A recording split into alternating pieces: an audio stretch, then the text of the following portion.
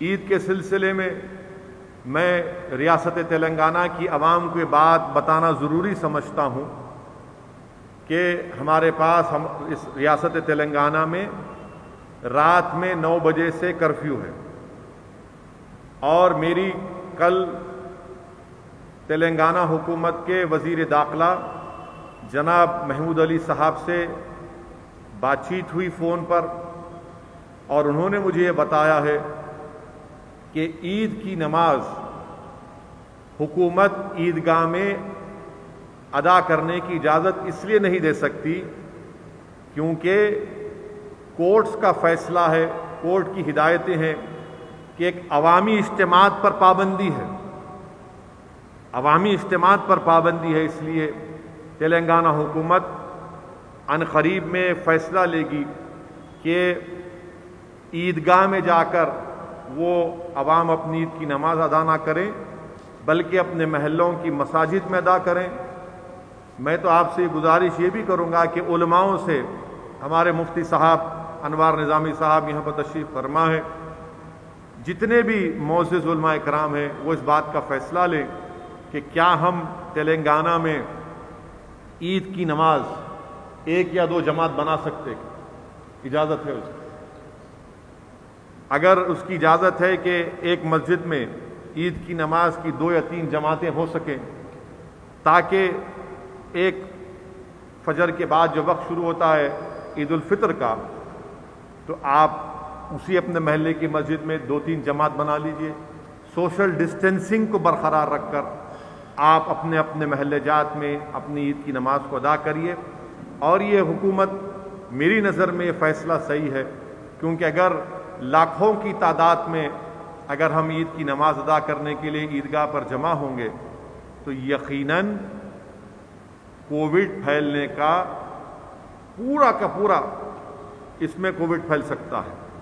خطرہ نہیں ہے بلکہ یقیناً پھیلے گا۔ تو اسی لیے میری آپ سے گزارش ہے کہ حکومت کی طرف سے جب یہ فیصلے کا اعلان ہوگا تو علماء کرام سے میری گزارش ہے کہ وہ اس بات کا فیصلہ کریں کہ کیا مساجد میں محلوں کی عید کی نماز 2 یا 3 جماعتیں اگر ہو سکتی ہیں تو علماء اس کا فیصلہ لیں، مگر عوام سے میری یہ اپیل ہے کہ عید کی نمازیں میں مسجد کو جائیں، سوشل ڈسٹینسنگ کو برقرار رکھیں، اپنے چہرے پر ماسک لگائیے، خدا کے لیے ماسک لگائیے،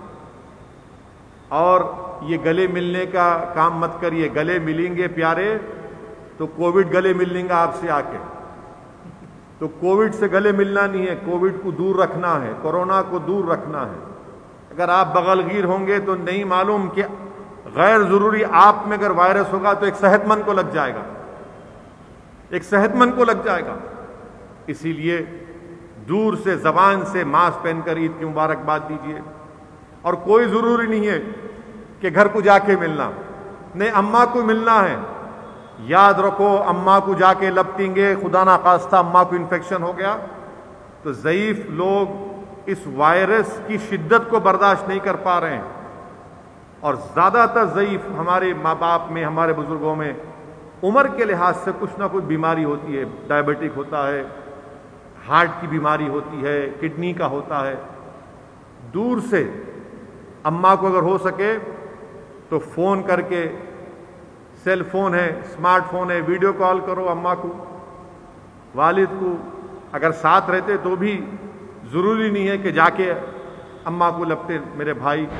یہ احتیاط کرنے کا وقت ہے، بہت احتیاط کرنے کا وقت ہے۔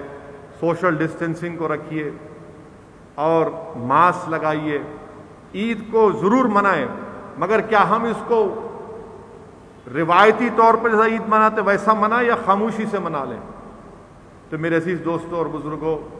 ہم کو عید منانا ضروری ہے، انعام کا دن ہے، وہ مزدور کو مزدوری ملنے کا دن ہے، مگر اسی شان و شوکت سے اگر آپ منائیں گے ذرا احتیاط کریے، کیونکہ یاد رکھیے کہ ہر چوتھے پانچویں گھر میں کوئی بیمار ہے، ہر چوتھے پانچویں گھر میں کسی کا انتقال ہو چکا ہے، آپ کے پڑوس میں کسی کی موت ہو چکی ہے۔ یقیناً عید منائیے، مگر ان تمام چیزوں کا خیال رکھیے، کیونکہ ہم اپنے شہر میں، اپنی آبادی میں رہتے ہیں، اور ہم کو کثرت سے اللہ سے دعا کرتے رہنا ہے کہ اللہ سبحانہ و تعالی ہم کو اس وبا سے چھٹکارا دلا دے، اور ہم کو احتیاطی تدابیر کو بھی اختیار کرنا ہے۔ اگر آپ کوئی احتیاطی تدابیر استعمال نہیں کریں، اللہ رو کر دیں گا۔ میرے بھائی، اللہ کے رسول صلی اللہ علیہ وسلم کی حدیث شریف ہے کہ رحمت للعالمین صلی اللہ علیہ وسلم کے پاس ایک شخص آیا جو اپنے اونٹ کو چھوڑ کے آ گیا۔